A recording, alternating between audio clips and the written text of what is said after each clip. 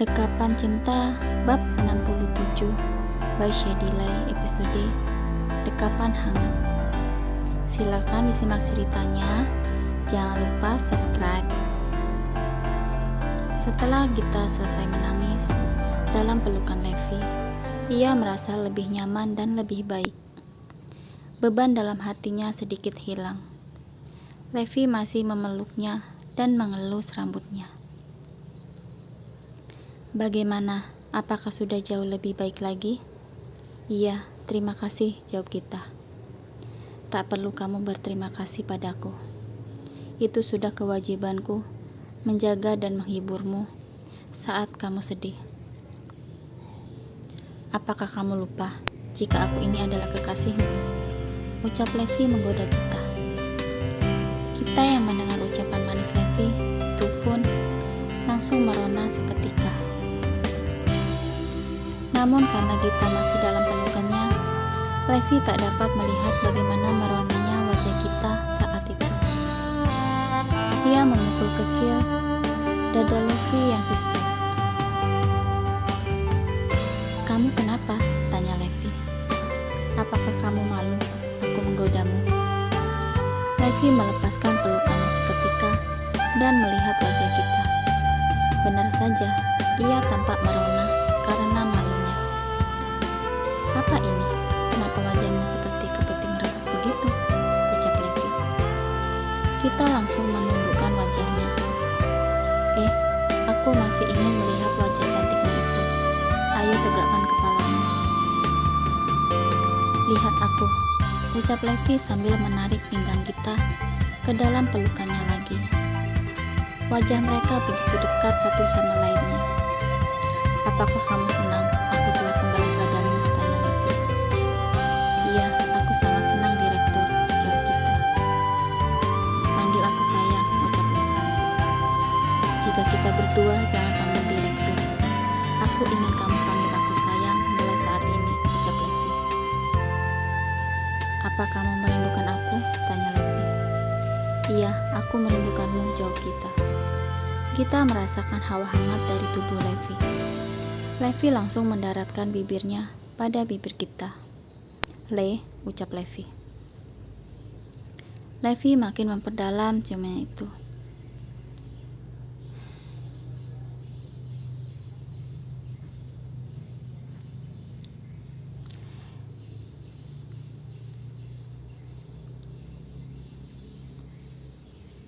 Setelah ia puas melampiaskan kerinduannya, Levi melepaskan ciuman hangat itu yang berlangsung cukup lama. Aku rasanya tak bisa bernafas karenamu, ujar Gita.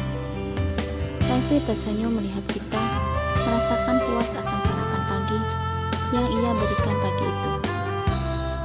Apakah kamu menikmatinya? Tanya Levi. Gita kembali merona wajahnya karena malu. Sepertinya kamu senang ya membuat aku merasa malu, jawab Gita. Levi kembali mendekap tubuh Gita erat-erat. Aku tak ingin kamu jauh lagi dariku, ujar Levi. Aku ingin kamu selalu berada di sampingku, apapun itu keadaannya. Tolong kamu ingatkan aku dan katakan padaku, jika suatu saat nanti aku tidak ingat apapun lagi. Datanglah padaku, yakinkan aku kembali. Seperti apa yang kau lakukan padaku, seperti saat sekarang ini. Aku akan berusaha mengingat dan menerimamu. Kamu harus janji, ucap Levi agak bersedih. Aku janji akan datang padamu di saat kamu sedang dalam kesulitan, ujar Gita. Aku tak akan menyerah pada apapun. Kamu adalah kebahagiaan dalam hidupku. Aku percaya padamu, ucap Levi. Direktur, tok tok. Tiba-tiba saja ada yang mengetuk pintunya. Direktur, panggilnya sekali lagi dari luar ruangan. Kenapa lama sekali ya, jawabnya. Apakah ada sesuatu yang terjadi pada direktur? Pintu terbuka tanpa persetujuan dari Levi. Dewi yang melihat Levi dan Gita agak takut kena omelan bosnya itu karena telah lancang membuka pintu tanpa seizin darinya. Gita pun merasa malu sebenarnya, karena ia tak ingin karyawan yang lainnya tahu akan hal itu. Apalagi sekretarisnya itu. Gita langsung menjauhkan tubuhnya dari Levi. Namun Levi tak melepaskan, malah ia meletakkan tangannya di pinggang ramping Gita. Dewi merasa telah mengganggu kegiatan bosnya itu. "Maaf direktur, saya tidak tahu," ujar Dewi menutup lagi pintunya. "Masuklah," ucap Levi sebelum ia benar-benar keluar. "Ada apa?" ucap Levi yang nampak biasa saja. Dewi kembali masuk dan menutup pintunya kembali.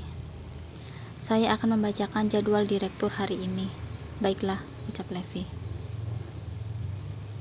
"Kamu kembalilah bekerja ya," ucap Levi pada Gita. "Jangan khawatirkan hal apapun ya. Ingat, aku selalu ada untukmu. Jangan takut apapun." Levi pun mengecup kening Gita. Gita merasa tak enak pada Dewi, sekretaris Levi. "Baik, saya akan kembali," jawab Gita. Wajah Gita makin memerah saat akan keluar. Dewi menundukkan kepalanya pada Gita. Padahal sebelumnya ia justru bersikap biasa saja pada Gita. Namun kini ia tahu bahwa Gita adalah wanita milik bosnya itu. Ia pun memberikan penghormatan padanya. Gita tersenyum melewati Dewi. Dewi membalas senyuman Gita. Ia tak percaya bahwa Gita adalah wanita direktur dinginnya itu. Gita segera keluar dari sana, dan tentunya makin besar gosip yang beredar di sana seketika. "Oh, wajar saja ya, dia selalu dibela direktur. Ternyata ia adalah suka menggoda direktur. Aku gak menyangka bahwa ia bermain kotor dengan direktur kita. Cih, polos, ternyata wanita murahan juga ia." Gita hanya terdiam saja, menuju ke mejanya. Rina mengelus punggung Gita. "Sudahlah, biarkan saja, tak usah didengar. Anggap angin lalu saja ya," hibur Rina. Di dalam ruangan Levi. "Direktur, saya akan membacakan jadwalnya." "Oh ya, silakan bacakan saja." Dewi membacakan jadwalnya dan segera keluar.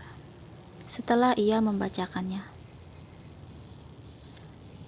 "Ada yang perlu saya bantu, direktur?" tanya Dewi. "Tidak ada. Tolong nanti kamu hubungi pihak dari butik yang kita ajak kerjasama itu. Saya akan bertemu langsung padanya untuk membahas masalah pengembangan produk." "Baik direktur, saya akan agendakan." "Kalau begitu saya permisi," ujar Dewi. Ia segera keluar dengan perasaan berat. Aku mimpi apa ya semalam?" ujar Dewi. "Lancang sekali aku melihat kemesraan bosku sendiri." Dewi segera duduk dan mengerjakan tugasnya. Ia melihat Gita dan tak menyangka bahwa dialah yang memenangkan hati bosnya yang terkenal dingin itu. "Sejak kapan ya direktur berhubungan dengannya?" batin Dewi. Untuk apa aku mencampuri urusan pribadi atasanku?